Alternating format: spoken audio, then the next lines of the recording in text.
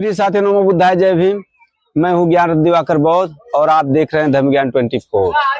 जी साथियों, आज हम खड़े हैं लुम्बिनी में भगवान बुद्ध की त्रिविधि पावन पवित्र बुद्ध पूर्णिमा के अवसर पर, वैशाख पूर्णिमा के अवसर पर हम आज उपस्थित हैं लुम्बिनी में।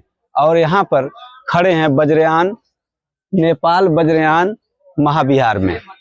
साथियों, यहाँ पर एक ऐसी मान्यता है हमारे यहाँ कि बुद्ध को दो हाथ के अलावा कुछ है ही नहीं, दूसरा हाथ नहीं हो सकता। दूसरी बात यह है कि लोग मानते हैं कि बुद्ध के सिर पर सांप जो है वो भी नहीं हो सकता, यह तो गलत धारणा है, ये सब बातें गलत है। लेकिन मैं आज इस मंदिर में खड़ा हूँ, भगवान बुद्ध की मूर्ति को देखकर आप दंग हो जाएंगे। इतने हाथ और इतने सिर कि आप सभी हैरत में पड़ जाएंगे कि इतने सिर और इतने हाथ भगवान बुद्ध के पास कैसे। तो मैं खड़ा हूँ और आपको दिखाना चाहूंगा कि नेपाल वज्रयान महाविहार हम खड़े हैं। आप हमारे पीछे थोड़ा सा लोकेशन भी देख सकते हैं। यहाँ से ये भगवान बुद्ध का स्टैचू और उसके पीछे भगवान बुद्ध की बच्चों के रूप में जन्म के समय का मूर्ति है जो इस बोधि वृक्ष के पीछे है।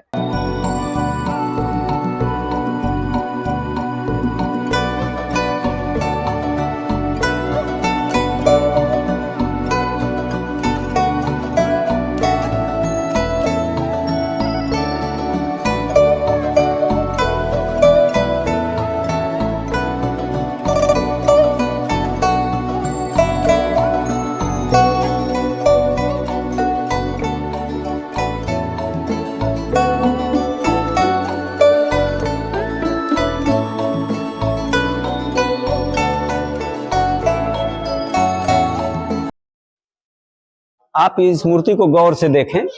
इस मूर्ति के बहुत ढेर सारे हाथ हैं और बहुत ढेर सारा सिर है। और इधर देखिए एक छोटी मूर्ति दिखाई दे रही है जिसका नाम है आर्य तारा। तारा जो है देवी के रूप में प्रतिष्ठित है। इसके बाद आ जाइए आप यहाँ सहस्त्र बाहु सहस्त्र भुजा लोकेश्वर। सहस्त्र जिनके पास 1000 हाथ होते हैं इनको सहस्त्र बाहु कहते हैं। तो आप जो इस मूर्ति को देख रहे हैं,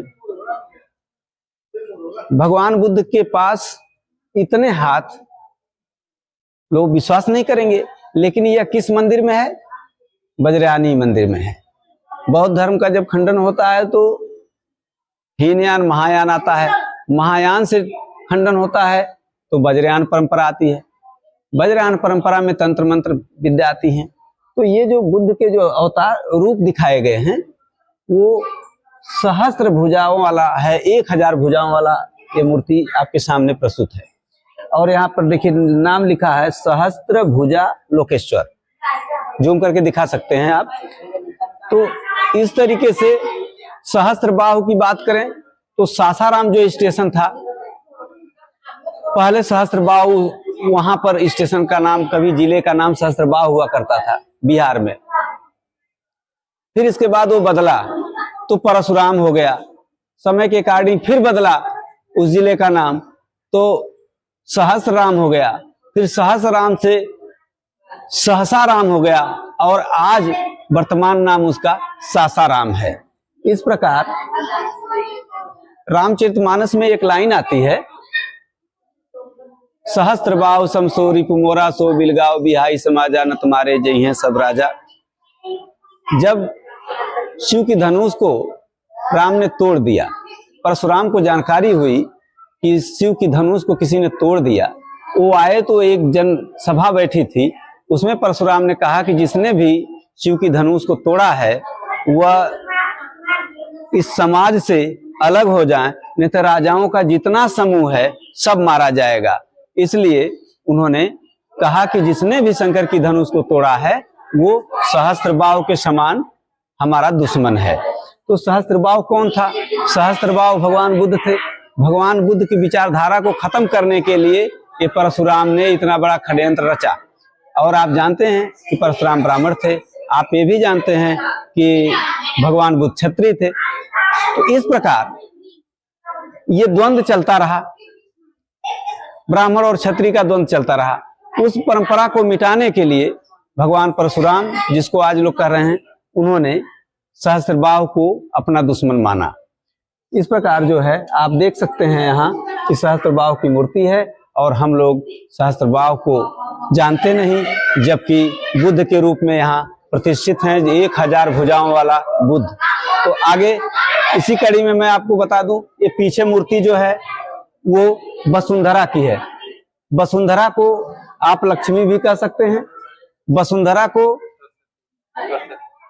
सरस्वती भी कहा जाता है, और वसुंधरा मीन्स धरती भी होता है।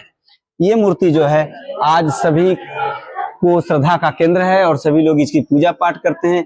यदि सहस्त्रबाहु को अष्टभुजी कह दिया जाए, सहस्त्रबाहु को 18 भुजाओं वाली कह दिया जाए, या सहस्त्रबाहु को काली जी की मूर्ति कह दिया जाए, तो यह अतिशयोक्ति होगी। लेकिन वास्तव में यह न तो काली जी की मूर्ति है, न तो किसी अन्य देवी देवता की मूर्ति है। ये भगवान बुद्ध की मूर्ति है जो सहस्त्रबाहु के नाम से जानी जाती है। साथियों, ये सहस्त्रबाहु की मूर्ति जो है, इस परंपरा में लोग इनकी पूजा करते चले आ रहे हैं, और लोग जो है दिखाने के लिए काली के रूप में प्रतिष्ठित कर देते हैं।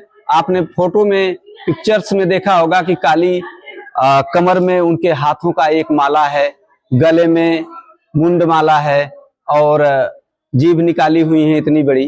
तो इसलिए जो है वो सब बातों को अगर इससे जोड़ा जाए कि ये काली की मूर्ति है, तो काली की मूर्ति जो है बुद्ध विहार में क्यों कर रही है? उसको तो अपने हिंदू मंदिर में होना चाहिए। लेकिन यह मंदिर जो है बजरानी महा विचारधारा के व्यक्ति बजरानी मंदिर का है, जो बौद्ध विचारधारा का मंदिर है। तो यह मूर्ति जो है कि बजरानी मंदिर में है, इसलिए यह बौद्ध मंदिर, बौद्ध मूर्ति ही है, इसमें दो राय नहीं है। इसलिए आप जो है अधिक से अधिक आप इस चीज को प्रसारित भी कर सकते हैं, अधिक से अधिक वीडियो को शेयर और लाइक भी कर सकते हैं कि ये जो वीडियो जो है, ये जो मूर्ति है, यह सहस्त्रबाहु की है। सहस्त्रबाहु कोई और नहीं बल्कि यह बुद्ध ही है। साथियों, आपने जो इसके पूर्व वसुंधरा माता का जो आपने मैग्नम देखा, स्टैचू या चित्र देखा, मूर्ति देखा आपने, उस मूर्ति का एक बृहद रूप यहाँ सामने प्रस्तुत है। मूर्ति को 4 सिर कहा जा सकता है, एक पीछे की तरफ होगा जो दिख नहीं रहा, और बाहों की संख्या इसमें 6 है, और कलश है। पैर से धन की वर्षा हो रही है, आप देख सकते हैं कलश में। और सबसे ऊपर इनको देखा जाए तो सिर पर भगवान बुद्ध विराजमान है।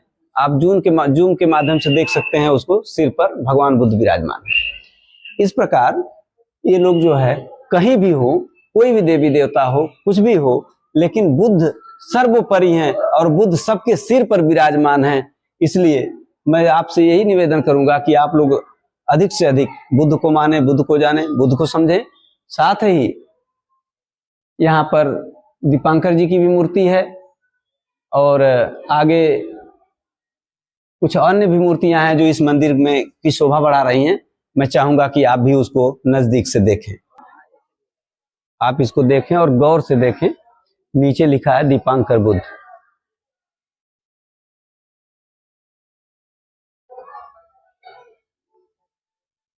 दीपांकर बुद्ध की मूर्ति है ये। और इस मंदिर की खासियत है कि जितने भी इसमें काष्ठ का प्रयोग हुआ है, अब बहुत भारी मात्रा में लकड़ी लगी है, और एक एक लकड़ी पर जो है नई नई बनावट है। आप वहाँ ऊपर देख सकते हैं, यहाँ देख सकते हैं, कुछ बड़ी बड़ी लकड़ियों में जो है कुछ अच्छी बनावट है, देखने को मिल सकती है। आप आइए, आप यहाँ देख सकते हैं महाबैरोचन बुद्ध। बैरोचन प्रहलाद के भी पिता का नाम था, विरोचन, लेकिन यह बुद्ध का नाम है महाबैरोचन बुद्ध। हमारे साहित्यों में बैरोचन का भी नाम आता है, लेकिन जो लोग हैं इस समझने में अज्ञानता प्रदर्शित करते हैं, जिसकी वजह से वो अलग अलग जगहों पर समझ नहीं पाते कि बैरोचन का भी नाम आया है और बुद्ध साथ में जुड़ा है। तो हो न हो जो हमारे पौराणिक कथाओं में प्रहलाद और बैरोचन का नाम आता है, हो न हो ये बुद्ध हो और बुद्ध की परंपरा को डिस्ट्रॉय कर दिया गया हो, इसलिए नाम बदला जा सकता है। फिर इसके बाद आगे आइए, आपको महायानी मंदिर में मैं आया हूं तो कुछ चीजें बता भी दूं। वज्रयान महायान जो देवताएं हैं हमारे साधु, ओझा, सोखा, गुनिया, ये लोग मंत्र तंत्र का प्रयोग करते हैं। ये वज्रयान परंपरा की देन है। इसमें वज्र सत्व हैं जो बुद्ध के रूप में विराजमान है। नीचे भगवान बुद्ध विराजमान है, आप देख सकते हैं इनको। और इधर आइए तो गुरुओं का एक बहुत बड़ा नाम मैं प्रदर्शित करूंगा। यहाँ श्रद्धेय गुरु वज्राचार्य जी, ये सूरत श्री महाविहार चाहे जहां भी हो, एक सूर्य के नाम से जाने जाते हैं। और श्रद्धेय गुरु वज्राचार्य जी हैं, ये सिद्धि हर्ष के नाम से जाने जाते हैं। श्रद्धेय गुरु वज्राचार्य जी हैं, ये केशव नंद के नाम से जाने जाते हैं। ये जो है श्रद्धेय गुरु वज्राचार्य हैं जो अमोघ वज्र के नाम से जाने जाते हैं। श्रद्धेय गुरु वज्राचार्य हैं जो आदर्श नहर्ष के नाम से जाने जाते हैं। इसके बाद श्रद्धेय गुरु वज्राचार्य जो भाजू रत्न के नाम से जाने जाते हैं। श्रद्धेय गुरु वज्राचार्य आनंद मुनि जी के नाम से ये जाने जाते हैं। इसके बाद श्रद्धेय जो है गुरु वज्राचार्य जी हैं जो पंडित बद्री रत्न के नाम से जाने जाते हैं। और आगे श्रद्धेय गुरु वज्राचार्य प्राचार्य डॉक्टर नरेश मान। ये जितने भी आप देख रहे हैं 1 2 3 4 5 6 7 8 9, ये वज्रयान की 9 परंपराओं में 9 गुरुओं के चित्र हैं और 9 गुरु यहाँ स्थापित हैं। मैं त्रिविध पावन पवित्र बैसाखी पूर्णिमा, बुद्ध जयंती की ढेर सारी हार्दिक मंगल कामनाएं देता हूं। आज तिथि है 1 मई 2026। ढेर सारी मंगल कामनाओं के साथ आप सभी को नमो बुद्धाय। जय भीम।